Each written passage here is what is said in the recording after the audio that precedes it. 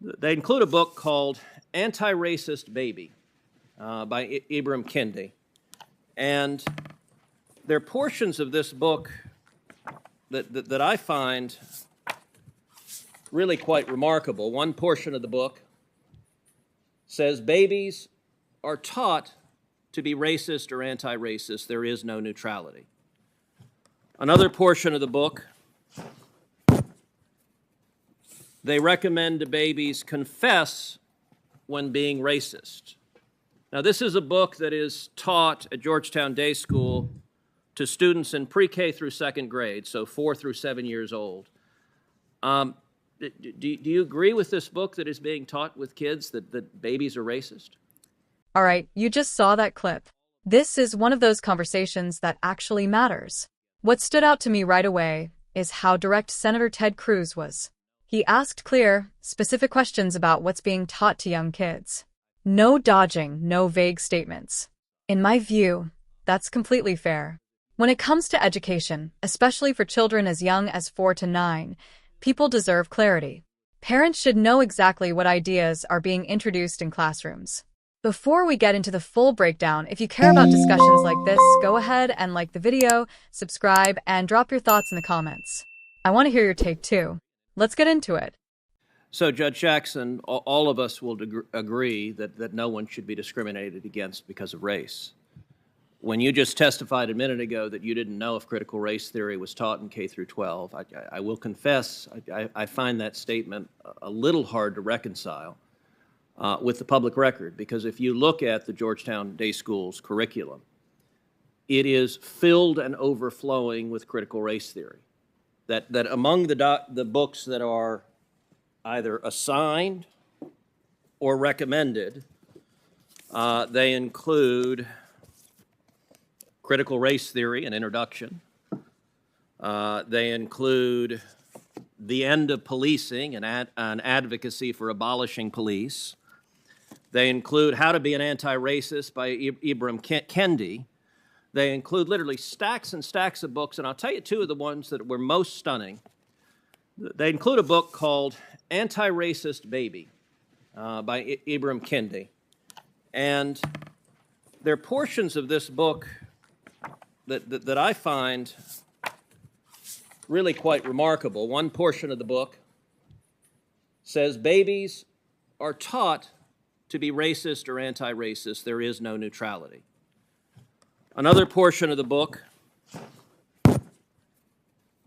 they recommend to babies confess when being racist. Now, this is a book that is taught at Georgetown Day School to students in pre-K through second grade, so 4 through 7 years old. Do you agree with this book that is being taught with kids that babies are racist? Senator,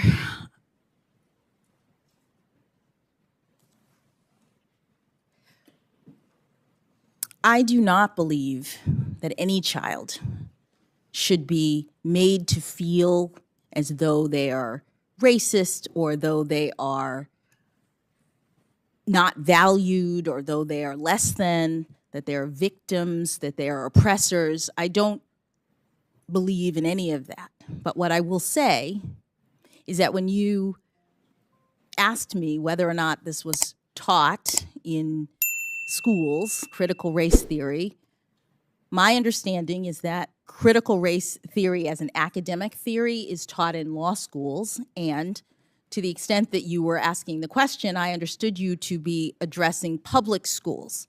Georgetown Day School, just like the religious school that Justice Barrett was on the board of, is a private school. Okay, so you agree critical race theory is taught at Georgetown Day School? I don't know, because the board is not, the board does not control the curriculum. The board does not focus on that. That's not what we do as board members, so I'm actually not sure. Well, and I'll note that the board is chaired by Professor Fairfax, your college roommate who introduced you yesterday, so the two of you serve on the board together. Another book that is on the summer reading for 3rd through 5th grade is a book called Stamped for Kids, again by Ibram Kendi. I read the entirety of the book, and I will say it is an astonishing book. On page 33, it asks the question, can we send white people back to Europe. That's on 33. That's what's being given to 8 and 9 years old. It also, on page 115, says the idea that we should pretend not to see racism is connected to the idea that we should pretend not to see color. It's called color blindness. Skipping ahead, here's what's wrong with this. It's ridiculous. Skin color is something we all absolutely see. Skipping ahead, so to pretend not to see color is pretty convenient if you don't actually want to stamp out racism in the first place. Now, what this book argues for is the exact opposite of what Dr. King spoke about on the floor of the Lincoln Memorial. And are you comfortable with these ideas being taught to children as young as 4 in respect to the first book, as young as 8 and 9 in respect to the second book? Senator, I have not reviewed any of those books, any of those ideas. They don't come up in my work as a judge, which I'm respectfully here to address. In my work as a judge, which is evidenced from my near decade on the bench. Okay, good. Then let's go back to your work as a judge. After watching the full exchange, I think Cruz came in prepared and focused. He didn't just speak in general terms. He pointed to specific books, specific examples, and actual language being presented to kids. That makes a difference. One thing that stood out was the question of age. We're talking about kids as young as 4 years old. At that stage, children are still forming basic ideas about themselves and the world. So it makes sense to question what they're being taught. His point about transparency also lands. If these materials are part of a school's curriculum, people should be able to acknowledge that clearly instead of saying they are unsure. Now, looking at Judge Jackson's responses, she stayed within her role. She made it clear she does not control the curriculum and has not reviewed those books. That is a fair point. At the same time, I understand why Cruz kept pressing. If you are connected to an institution, even at the board level, people expect some awareness, especially on something this sensitive.